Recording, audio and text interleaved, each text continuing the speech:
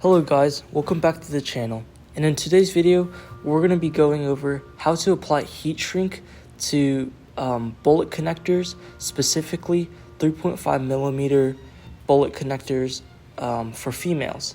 So what you want to do is you want to simply slide it on and make sure to leave it hanging just a little bit so that you make sure you cover the entire thing.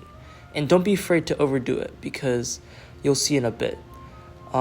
And you can just use the heat gun, or in some cases a lighter or a soldering iron, to really heat that thing up, and it's quite satisfying to see it, the heat shrink onto the wire.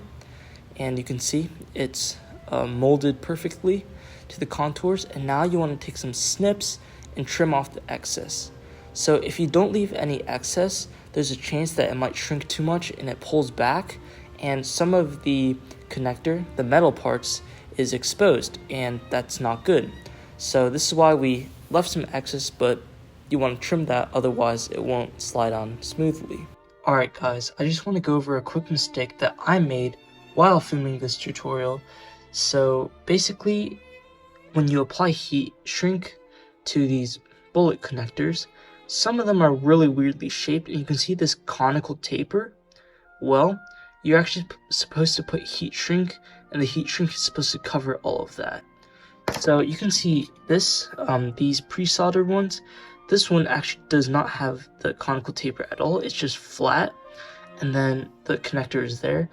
But if you have this type, make sure to cover up this conical taper, because once you plug in, for example, this bullet connector, you can see that there's this little gap of metal showing because you didn't cover that up, and that's not good, and it can possibly lead to electrical failure like short circuit, and that's not good. So I know I already covered with these female connectors.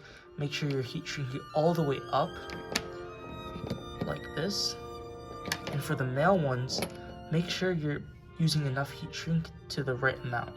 And one tip, I know I was showing you this before, you can use heat shrink and do the entire length and then cut off the excess afterwards, because if you don't do it enough and you only cover it up halfway, for example, you can't really modify the heat shrink afterwards. So it's better to overdo it before than to not do enough and regret it. And that's it for the video. Thanks for watching.